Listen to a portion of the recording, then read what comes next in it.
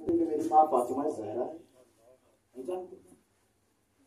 کیا نبی نے میرے بارے میں نہیں فرمایا الحسن والحسین سیدہ شباب اہل جنہ؟ الحسن والحسین امامان قاما وقعدا. سب نے اعتراف کیا کہ ہاں ہم نے سنا ہے کہ آپ سیدہ شباب اہل جنہ ہیں، امام ہیں، کھڑے ہوں یا بیٹھے ہوں. آپ کے نانا رسول خدا ہے، آپ کی ماں فاطمہ زہرا ہے، آپ کے بابا علی مرتضیٰ، یہ سب ہم جانتے ہیں. کہا پھر میں نے کیا کوئی حرام ہے جسے حلال کیا یا حلال ہے جسے حرام کیا؟ مجھ سے لڑنے کے لیے کیوں آئے ہو؟ کیوں آئے ہو؟ ایک جواب دیا، یہ جواب آج بھی گویا ہے. تو کیا کہا کہ چونکہ علی سے بغض ہے، آپ کے بابا سے بغض ہے، اس لیے آئے مقابلے. علی کا بغض حسین ابن علی سے دشمنی کی صورت میں آشکار. اور یہاں عجیب جملہ ہے مصائب کا، جس کا دل چاہے گریا کرے. اس موقع پر امام حسین اپنے بابا کی غربت پہ روئے ہیں، اپنے بابا کی غربت. وقت آخر ہے، وقت ودا ہے، اور جب اس مصیبت کو سنا کہ لڑنے کے لیے آئے ہیں، ہائے میرا مظلوم مولا امیر المومنین کس مرتبے کی مظلومیت ہے اور کس درجے کی مظلومیت ہے کہ علی سے بغض ظاہر ہو رہا ہے کربلا کے میدان.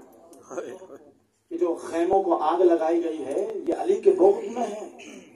خدا کی قسم یہی ہے، اس کے علاوہ کچھ نہیں. اور پھر سید سجاد جو بیمار ہیں، نہ صرف خیموں کو آگ لگائی گئی بلکہ خیموں کو لوٹا گیا. اور عمر سعد کا جو جملہ ہے وہ عجیب ہے. عمر سعد کہتا ہے کہ ان خیموں کو آگ لگاؤ اور جو بھی اس میں ہے ان کو جلا دو. بغض علی کی آگ ہے. اب یہاں بات آئی ہے تو ایک جملہ کہہ دوں، جو سیدہ کے در کو جلانے کے لیے آئے ہیں بغض علی میں آئے تھے. وہ جو چلتا ہوا دروازہ سیدہ کے پہلو پہ گرا تھا بغض علی میں تھا. یہ وہی حرارت ہے اور وہی شعلے ہیں جو کربلا میں بھڑک رہے ہیں اور خیموں کو جلایا جا رہا ہے. ایسے میں راوی کہتا ہے کہ میں نے دیکھا کہ سارے خیموں کو آگ لگ چکی ہے اور ایک بیوی ہے جو بار بار جلتے ہوئے خیمے میں جاتی ہے اور باہر آتی ہے. تھک کے گریا نہیں کیجیے گا، حق ادا ہونا چاہیے، کوئی دیکھنے والا نہیں. آپ جانیے امام حسین جانیے اور اس بیوی کی غربت جانیے جو اپنے بھائی پر روتے روتے تھک نہیں گئے. اللہ اکبر. کہتے ہیں میں پاس آیا اور اس بی بی سے کہا کہ ایسا کون سا خزانہ ہے جو اس خیمے میں ہے کہ چلتے ہوئے خیمے کے اندر جاتی ہیں، بار بار باہر آتی ہیں. کہا میرا بیمار بھتیجا وقت کا امام اس کے اندر ہے، اسے بچانا چاہتی ہوں. اجرکم اللہ. ثانیہ زہرا نے کس انداز میں سید سجاد کو بچایا، لے کر آئی، رات گزری، اور کس انداز میں یہ اسیر 11 محرم کو روانہ ہوئے. میں پورا حال نہیں پڑھ سکتا آپ کے سامنے، مگر جب 11 محرم کو روانہ ہونے لگے تو چونکہ عباس بنایا تھا جناب زینب کو، تو ہر بی بی کو جناب زینب نے خود اپنے ہاتھوں سے سوار کروایا. مگر میری ثانیہ زہرا، میری اس بی بی کی غربت کو ذرا تصور کیجئے کہ ایک مرتبہ وہ جو اونٹ تھا جس پہ خود بیٹھنا تھا وہ کھڑا ہوا تھا. بی بی نے اس کی پشت کو دیکھا، فرات کا رخ کیا، کہا بھیا عباس مدینے میں تم نے سوار کروایا تھا، یہاں کوئی سوار کروانے والا نہیں ہے. اونٹ خود بیٹھ گیا. اس بات کو سمجھے، اونٹ خود بیٹھا ہے. بی بی نہ جانے کیسے سوار ہوئی. یہ کاروان یہاں سے روانہ ہوا، لوٹے گئے غنائم.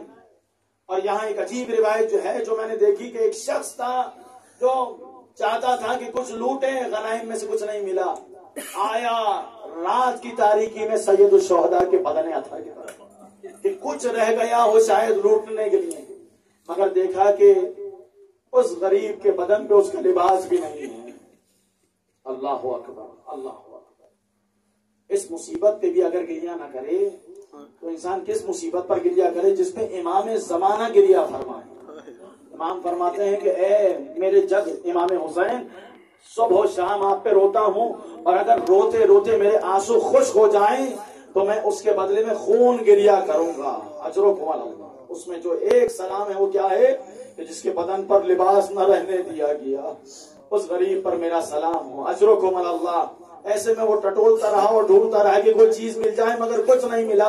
ایک مرتبہ اسے نظر آیا کہ انگشت میں انگشتر موجود ہے، اتارنا چاہتا تھا مگر اترتی نہیں تھی، بڑی اس نے کوشش کی۔ ایک مرتبہ کنار میں دیکھا تو ایک ٹوٹا ہوا نیزہ ملا، اس ٹوٹے ہوئے نیزے کے ذریعے میری مولا کی انگشت کو جدا کیا اور اس انگشتر کو لے لیا۔ اجرکم اللہ۔ ایک مرتبہ حجاب ہٹے، اب جو دیکھا اس منظر کے بعد، یہ جو مظلومیت ہے مولا کی، اس سے بڑی مظلومیت نہیں ہے۔ حجاب ہٹے، دیکھا کہ اماریاں آ رہی ہیں، محمل میں بیویاں بیٹھی ہوئی ہیں، ان بیویوں میں ایک بیوی ہے جسے ساری بیویاں تسلی دے رہی ہیں۔ ایک مرتبہ کیا دیکھا، بدن اثر سے آواز آئی، اے ماں فاطمہ زہرا، وہ ظالم جھاڑیوں میں چھپا بیٹھا ہے جس نے میری انگشتر اتارنے کے لیے میری انگلی کاٹ لی، میری انگلی کاٹ لی اس ظالم نے۔ اجرکم اللہ، اجرکم اللہ۔ کیا مظلومیت ہے امام حسین کی، انسان کیسے بیان کرے۔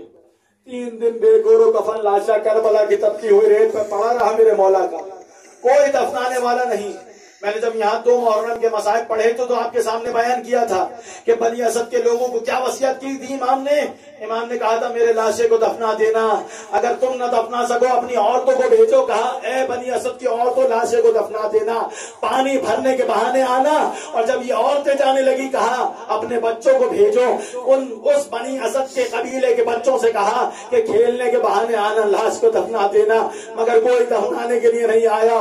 ایک مرتبہ جب 3 دن گزر گئے، آئے بنی اسد کے بچے اپنی ماؤں کے پاس، کہا مولا کی وصیت بھول گئے ہیں۔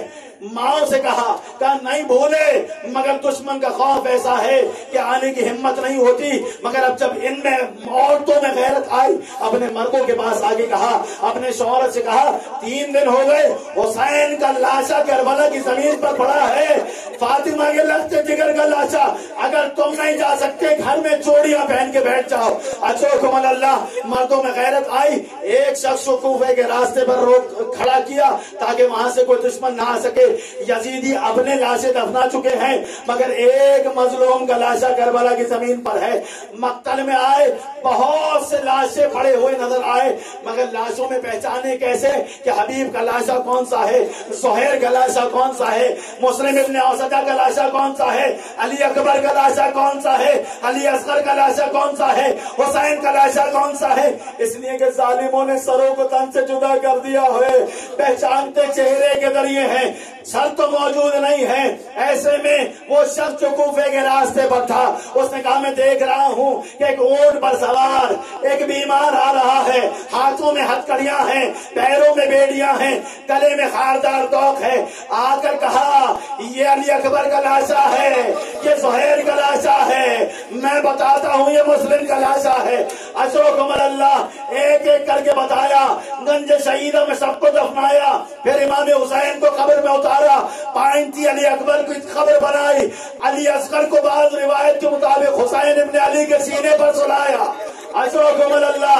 اور جب امام حسین کی خبر بنا دی، اس پر لکھا ہذا قبر الحسین الذی قتلوه احسانا، یہ میرے بابا حسین کی قبر ہے جسے پیاسا مارا گیا ہے۔ اجرکم اللہ۔ بنی اسد کے لوگوں نے دیکھا سارے لاشیں دفن ہو گئے، مگر وہ غریب بیمار جو کوفہ سے بطور اعزاز آیا تھا، کہا بنی اسد کے لوگوں ایک لاشا اور پڑا ہے، میرے ساتھ فرات کے کنارے چلو، میرے چچا عباس کا لاشا بھی دفناتا ہے۔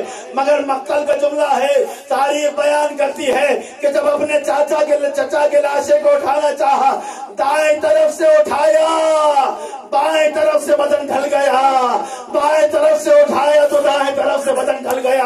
ایک حسیر ایک چٹائی منگوائی، حضرت عباس کے بدن کو اس میں رکھا، قبر میں اتارا، بنی اسد کے لوگوں سے کہا ذرا دور ہو جاؤ، مجھے اپنے چچا سے راز و نیاز کرنے ہیں۔ مصائب کا آخری جملہ، میں نے مصائب تمام کر دیے، جس کا دل چاہے گریا کر لے۔ بنی اسد کے لوگ بہت دیر ہو گئی، ایک مرتبہ آگے بڑھ کے کسی نے سننا چاہا کہ بیمار کربلا اب تک قبر سے باہر کیوں نہیں آئے، کیا کہہ رہے ہیں؟ ایک مرتبہ کیا دیکھا کہ حضرت عباس کی की गर्दन की कटी हुई रगों के पास अपने मुंह को, अपने लबों को लाके मौला सैयद सज्जाद भी हमारे करबला कह रही है, ऐ चचा आप फरात के किनारे अपने दोनों बाजू कटा के सो रहे हैं, मगर कूफे का इम्तिहान आपका नहीं मेरा है। मुनादी निदा दे रहा है,